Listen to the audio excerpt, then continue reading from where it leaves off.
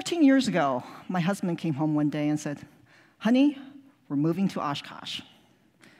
Now, we had been living in Miami, sunny, tropical Miami for the past 10 years, where we were raising our 2 young sons. My first reaction, of course, being the supportive spouse, was, "That's terrific news, honey." No, that's a lie. I'm sure I said something like, where the heck is Oshkosh? So, we were living in Miami, and I was just thinking that Miami is full of diversity. You can find diversity on every street. There are enclaves of Jewish retirees and African American strivers and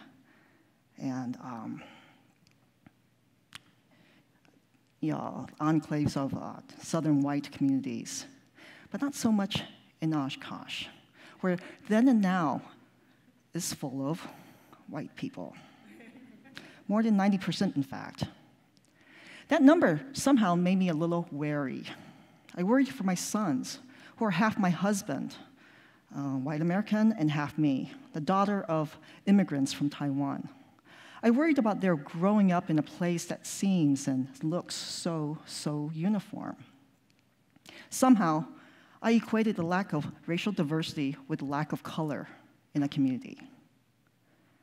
One of my first encounters with a local, though, did not really assuage my initial apprehension. I was at the Oshkosh Public Library when I noticed an older gentleman who kept sneaking peeks at me.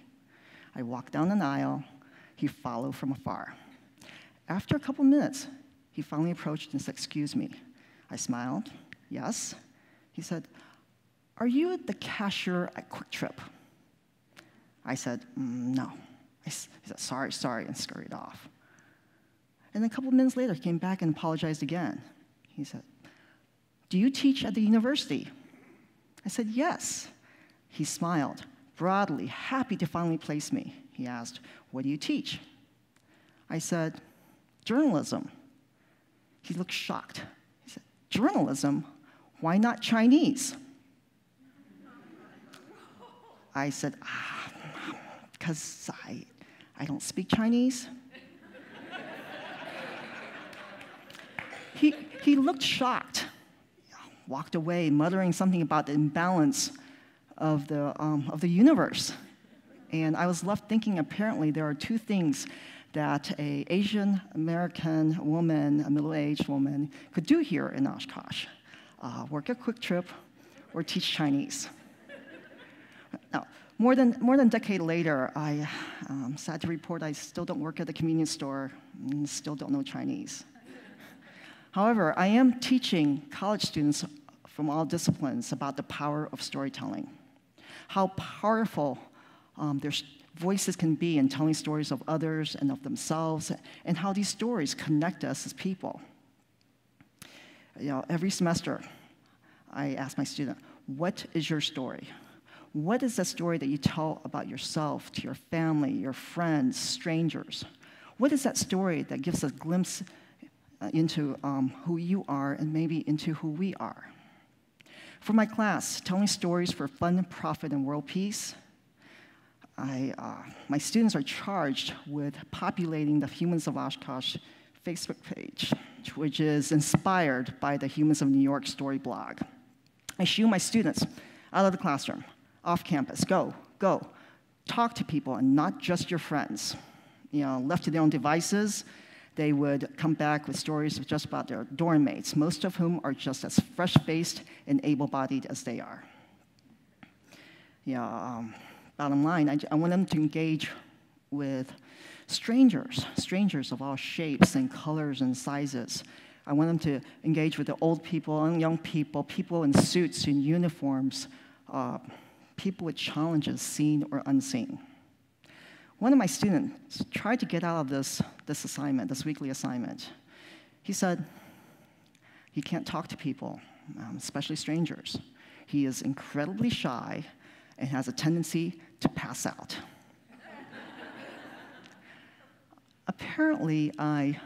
didn't qualify as people to him, since he wasn't exhibiting any signs of physical distress. So I shooed him out of my office and into the wilds of Oshkosh and beyond.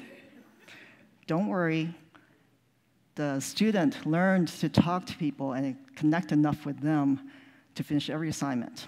In fact, at the end of the semester, he asked for a letter of recommendation to study abroad, a place where I reminded him more people live. One of my students came back with what I thought was a terrific Humans of Oshkosh story. The assignment was to engage with the older person. She was at a wedding, so she came back with this. She asked this lady, what advice would you give this new couple based on your marriage?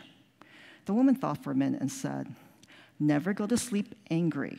It worked for me, but there was one time when my husband and I were awake for 74 days. I love this story.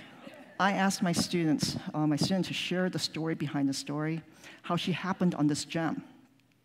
She said, I looked for the oldest person in the room. Then I walked up to her and asked, excuse me, are you over the age of 70? Thankfully, this awesome human forgave my student's artless opening line and gave us a glimpse into what we imagined to be her laughter-filled marriage. Since my class began 2 years ago, my students have written more than 1,000 Humans of Oshkosh stories. They mustered enough courage to approach strangers and start a conversation. They met this brother and sister on downtown Main Street. The man shared that he was recently homeless and a recovering drug addict, but he's so thankful for his sister from Minnesota who hasn't given up on him. And he said that they had just come back from a family session and that he is on the road to recovery.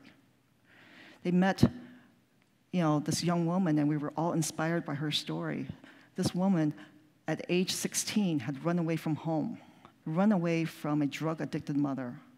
Somehow, she found her way to UW Oshkosh, where she was at graduation this past May as the university's first Latina class speaker. From runaway to class speaker. My students met with so many people and collected so many stories, like one from this young man who loves to write poetry, and this little human who tells us that her mommy is her favorite person in the whole world, which gives us hope that maybe someday we could be somebody's favorite person. I actually did a few stories myself. I was downtown when I saw this. Yes, it is a man on a skateboard being pulled by a pit bull. I thought, I gotta get this story. I called out after them, excuse me, I teach. The man turned around and smiled. He said, Grace, Humans of Oshkosh, I've been waiting for this.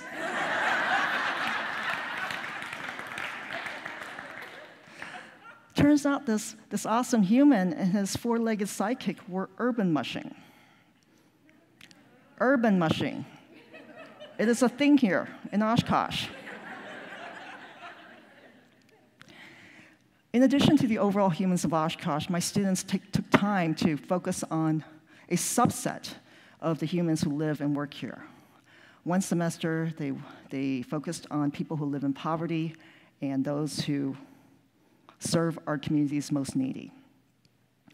That semester, the very first day of class, I asked my students, what does poor look like to you? And the answers came back, included uneducated, unmotivated, undisciplined, unemployed, dirty hair, dirty skin, dirty.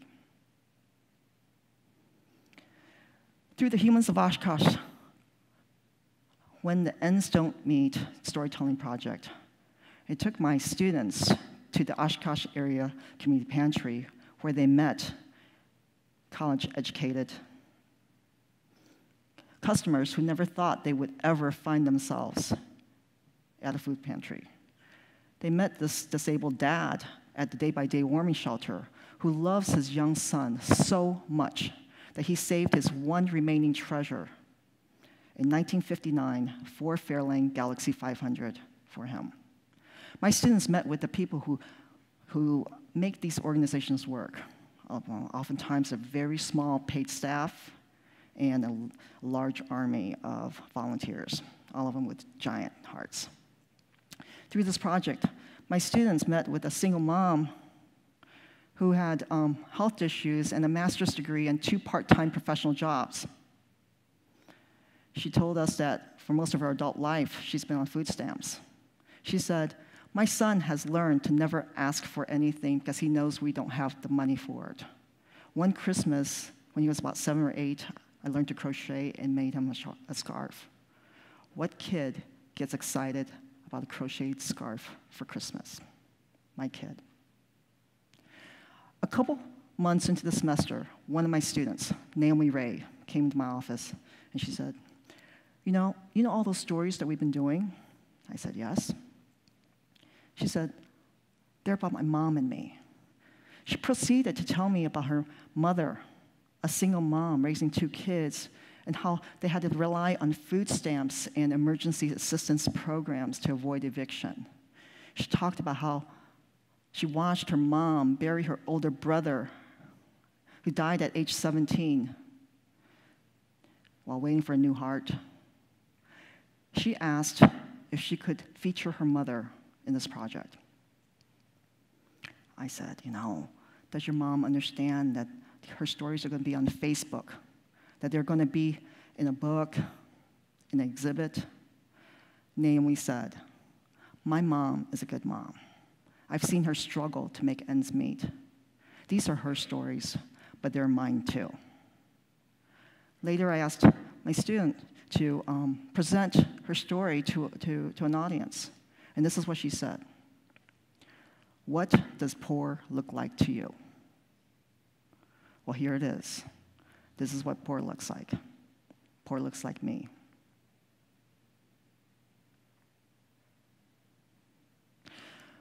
We as humans tend to be fearful of what is new and different. So we seek out people who think like us, talk like us, look like us. We seek out the familiar. Because frankly, the unfamiliar is strange.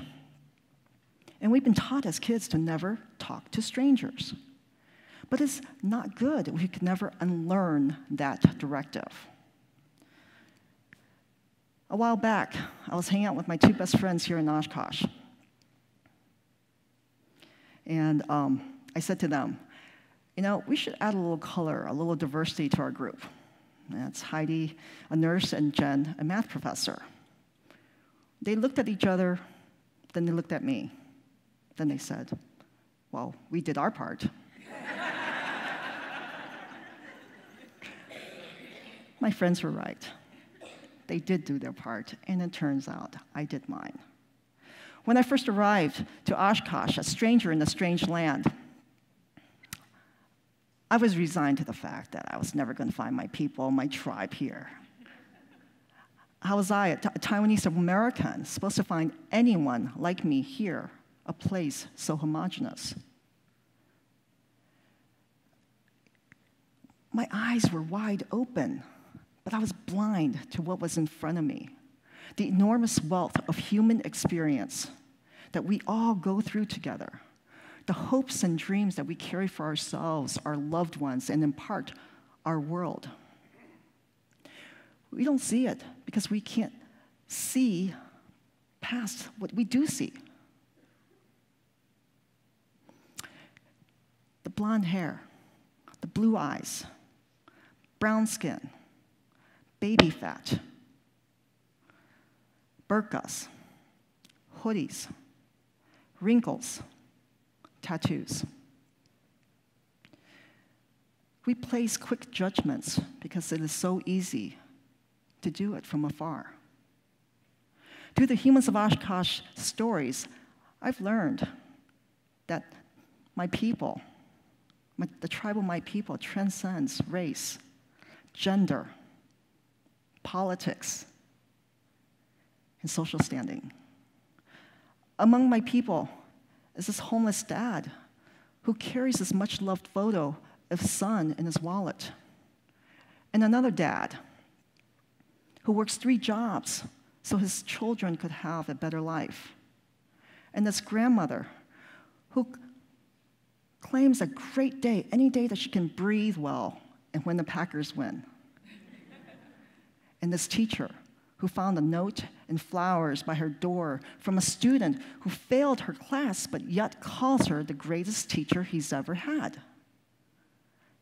And this little boy who, if given the power to make a rule for everyone to follow, he'd make a no-smoking rule, because smoking gives you owies and then you die. You and I belong to this tribe. We are surrounded by people who celebrate, people who struggle, who grieve, who dream, people with stories to tell. As an instructor, I wish that my students are somewhat transformed by their educational journey, that they're touched by the people they meet and the stories they share. Sure, we all start off as strangers. We see things in black and white. But given the courage to take that first step toward the unfamiliar, with our minds and hearts open, we can see the color all around us. Thank you.